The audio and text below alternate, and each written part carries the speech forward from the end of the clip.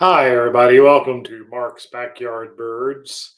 Tonight's topic is easily one of the most, if not the most, recognizable birds on the planet, and that is the bald eagle. And we're going to talk about eagles in general a little bit, but in this part of the world, I'm in Kansas City, Missouri, right here in the heart of the country, and we get excited this time of year because we get to see a lot of bald eagles.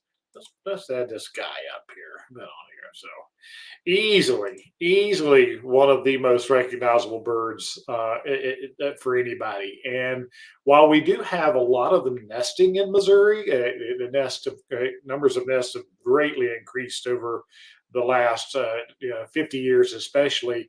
But we get excited in winter because we get a tremendous influx of bald eagles in our area, and we get to see them in big numbers if we go to the right locations. And why is that? Why do we have so many eagles here in the heart of the country? And remember, if you guys live north of me, it may be a little bit earlier than the timeline I'm talking about. If you live to the south of us, it may be a little bit later in winter before you get to see eagles in good numbers. But just to our north here of Kansas City is a place called Los Bluffs National Wildlife Refuge, and it plays host to thousands upon thousands upon tens of thousands, up not and even up to a million, 1.4 million, 1.6 million snow geese on that refuge.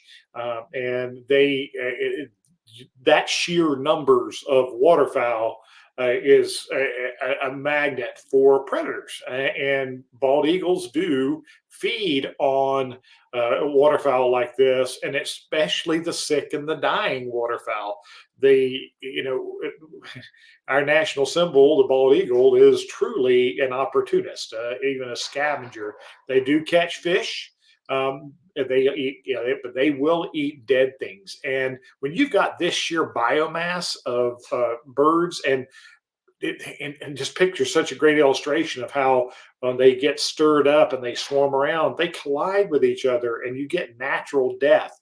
Even 1% of natural death in a population like this is a lot of food for these eagles to take advantage of.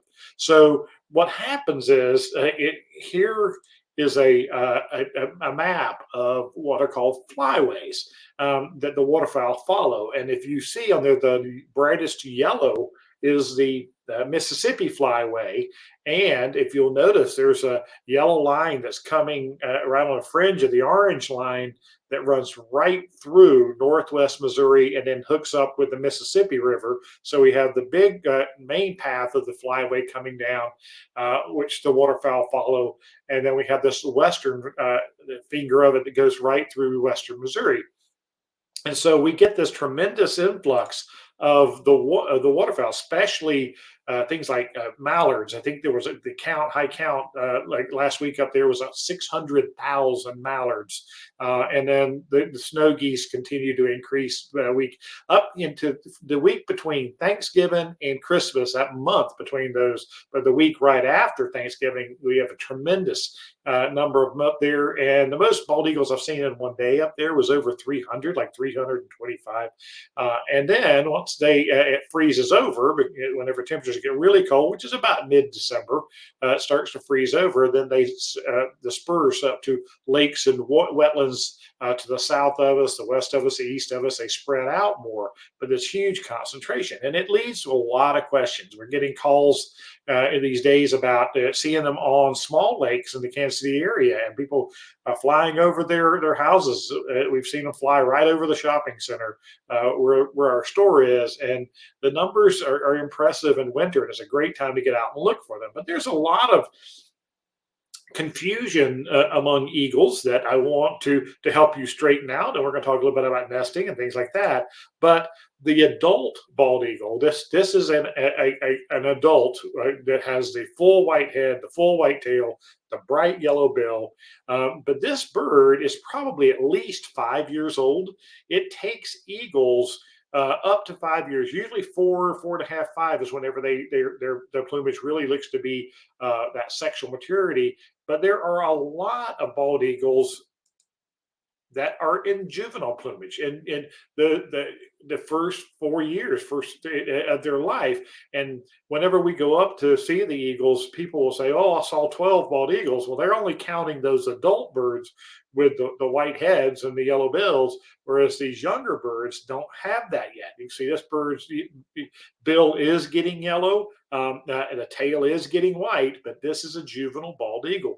And there are usually 4 or 5 times as many of the juveniles around as are adults. And so you'll see them both, but they are the same bird. And the other thing that will be happening right now is we have the early part of nesting.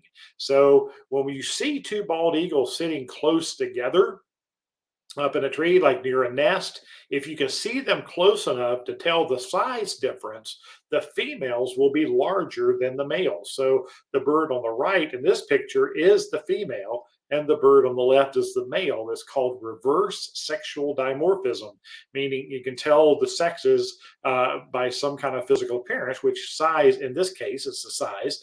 And usually in the bird world, in most wildlife world, the males are larger than the females. But in raptors, birds of prey, and eagles being one of those, the females are larger than the males. So, and they're of course they're famous for building their huge nest and adding to their nest year after year and making them larger and larger. And sometimes the nest gets so large and so heavy it literally breaks the tree, and they have to build a new one. So this is an eagle's nest up at Los Bluffs, the refuge that I'm talking about. I think they have 4 on that location now. So the numbers of nests are increasing, and they're amazing.